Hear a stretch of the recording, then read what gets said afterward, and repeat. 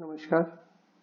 मैं doctor Prakash Chandra Sharma, department of zoology. आज हम EIA के बारे में पढ़ेंगे, द इन्वायरमेंटल इम्पैक्ट असेसमेंट। तो EIA या इन्वायरमेंटल इम्पैक्ट असेसमेंट एक स्टडी है, it's a type of study to predict the effect of proposed activity or project on environment। या आप ये कह सकते हैं it's a process of evaluating the likely environmental impacts of a proposed project or development। ये एक decision making tool भी है। EIA compares various alternatives for a project and seek to identify the one which represent the best combination of socio-economic, cultural, human health impact, environmental cost and benefits। Now, जो नया act है उसके हिसाब से अब EIA environmental impact assessment को 29 category की developmental activities में, जिनमें 50 करोड़ या ज्यादा से इन्वेस्ट होता है, उनके लिए इसे मैंडेटरी कर दिया गया है। तो EIA सिस्टमेटिकली एग्जामिन करता है बेनिफिशियल इफेक्ट्स को as well as adverse consequences of the project and ensure that these effects are taken into account during project design। It helps to identify possible environmental effects of the proposed project। It also proposes measures to mitigate adverse effect and predicts whether there will be significant adverse environmental effect even after the mitigation is implemented। So, by considering the environmental effects of the project and their mitigation early in the project planning cycle, environmental assessment has many benefits such as protection of environment, optimum utilization of resources, and saving of time and cost of products। So it is an important management tool for ensuring optimal use of natural resources for sustainable development। Benefits of integrating EIA has been observed in all stages of a project, from exploration and planning through construction, operation, decommissioning and beyond site closure। Now, it is backed by the Environmental Protection Act 1986, which contained various provisions of EIA methodology and process। Now, let's take a brief evolution of EIA। EIA is one of the successful policy innovation of the 20th century, particularly for environmental conservation।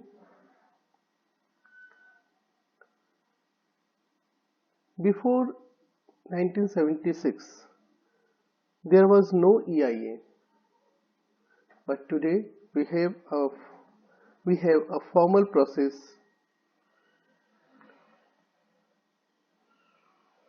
EIA as a mandatory regulatory process originated in 1976, when Planning Commission asked the Department of Science and Technology to examine the river valley projects for an environmental angle.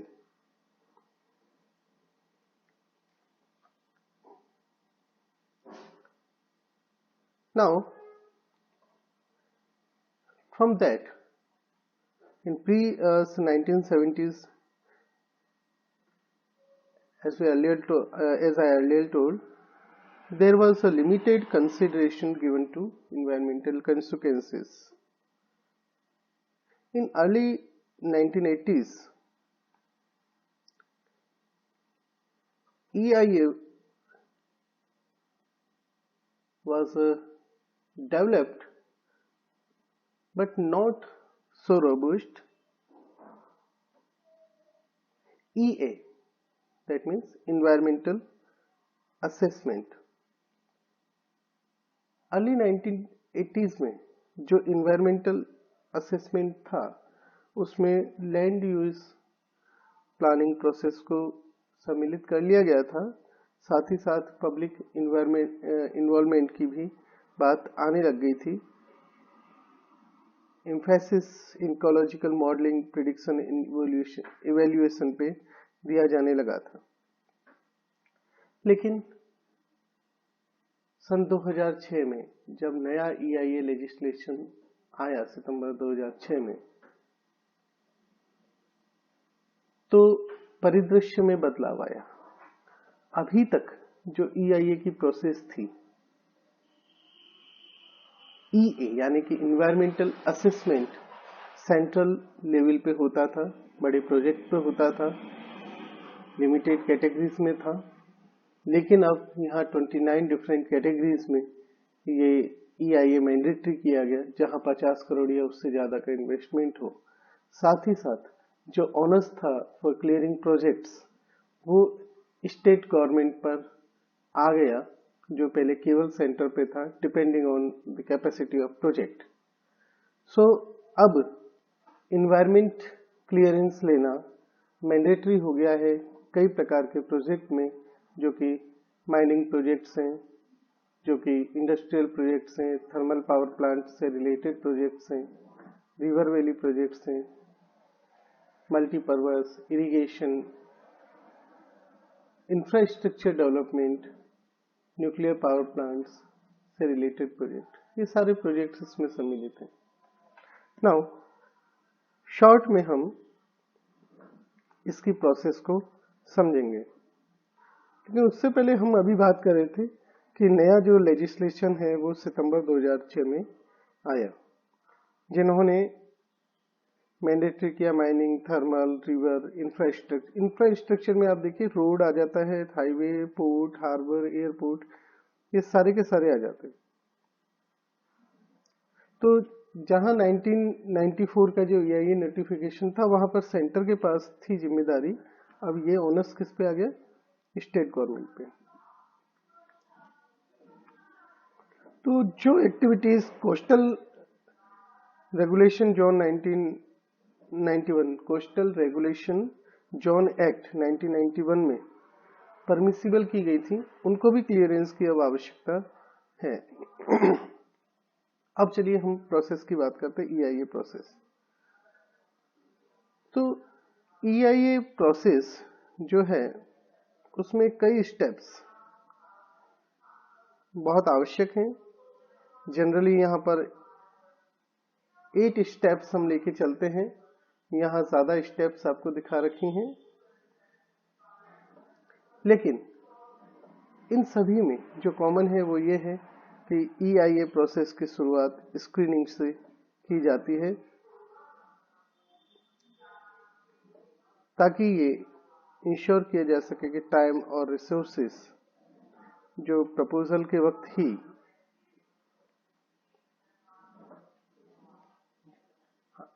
Direct किए जा रहे हैं वो properly use हो सकें, proposal के वक्त ही screening proper way में हो सके. तो EIA की जो सबसे पहली स्टेप है वो है screening, which determines whether the proposed project require an EIA and if it does, then the level of assessment required. तो स्क्रीनिंग में सबसे पहले प्रोजेक्ट की फौरी तौर पर यह पड़ताल की जाती है कि उसमें EIA की आवश्यकता है भी या नहीं, और अगर EIA की आवश्यकता है तो किस स्तर के EIA की आवश्यकता है। सेकंड स्टेज जो काम में ली जाती है that is scoping. This stage identifies the key issues, क्या मुख्य मुद्दे हो सकते हैं, and impacts that should be further investigate, किस प्रकार के उसमें मसले हो सकते हैं, मुद्दे हो सकते हैं, और किस प्रकार का इम्पैक्ट उसके अंदर हो सकता है जिनको आगे इन्वेस्टिगेट करना जरूरी है, उन्हें आइडेंटिफाई करता है। स्कोपिंग के तहत ही ये भी निर्धारित किया जाता है कि EIA प्रोसेस की क्या दायरा होगी, उसकी बाउंड्री क्या होगी और उसका टाइम फ्रेम क्या होगा। तीसरा जो पॉइंट आता है that is called impact analysis. तो इम्पैक्ट एनालिसिस में दो चीजें आती है, one is collection of baseline data और इम्पैक्ट प्रिडिक्शन। तो यहां इस प्रोसेस के अंदर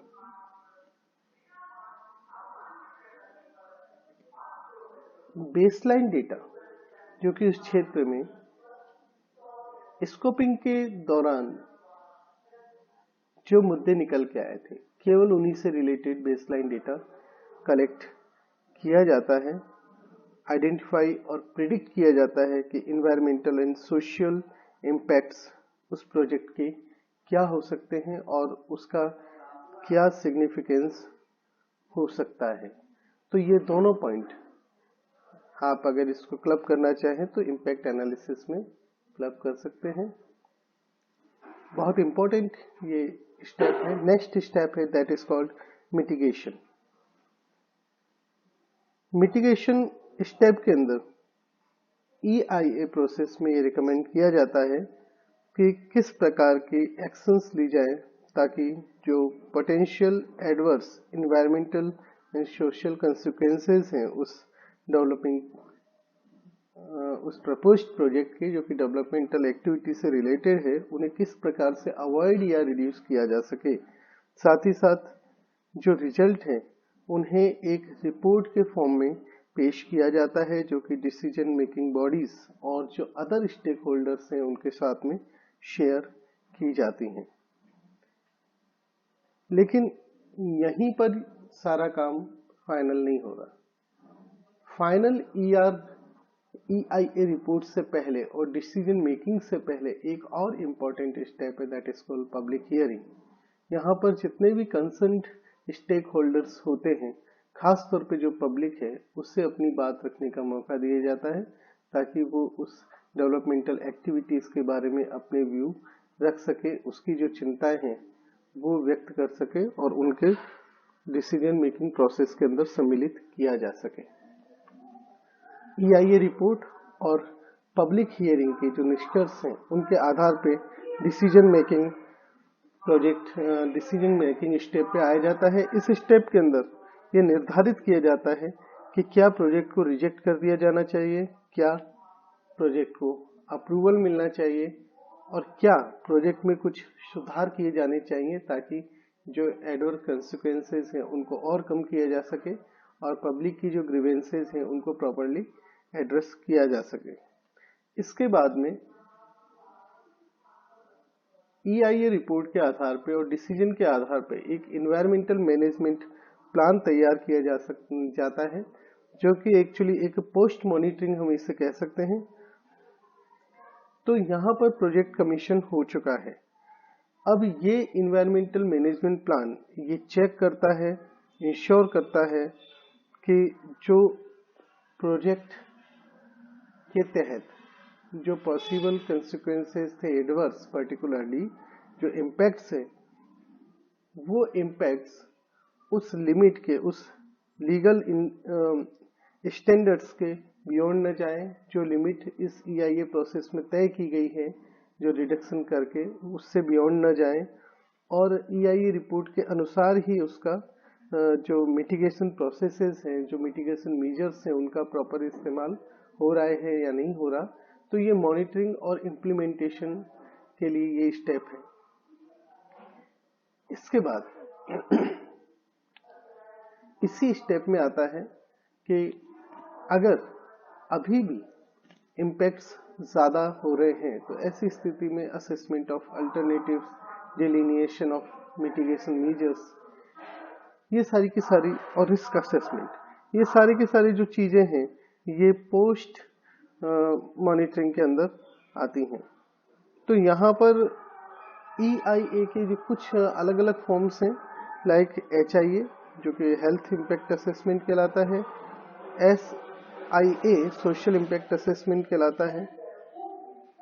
जरूरत के आधार पर इनको भी काम में लिया जाता है। इसके अलावा एक स्ट्रैटेजिक इन्वायरमेंट असेसमेंट SEA भी होता है। इनके बारे में हम आगे डिटेल में सब में चर्चा करेंगे। हम बात करें कि कौन कौन से स्टेक होल्डर्स हैं EIA प्रोसेस में। तो EIA प्रोसेस में जो स्टेक होल्डर है वो प्रोजेक्ट प्रपोज करने वाला, इन्वायरमेंटल कंसल्टेंट जो उसे इन्वायरमेंटल कंसल्टेंसी दे रहे हैं, उस स्टेट या नेशनल लेवल के CPCB या state PCB, public impact assessment agency और रीजनल सेंटर ऑफ MIF, ये सारे इसके स्टेक होल्डर्स हैं। हम EIA के बारे में डिटेल्स नेक्स्ट टर्न पर देखेंगे, हर स्टेप के बारे में डिटेल्स देखेंगे। धन्यवाद।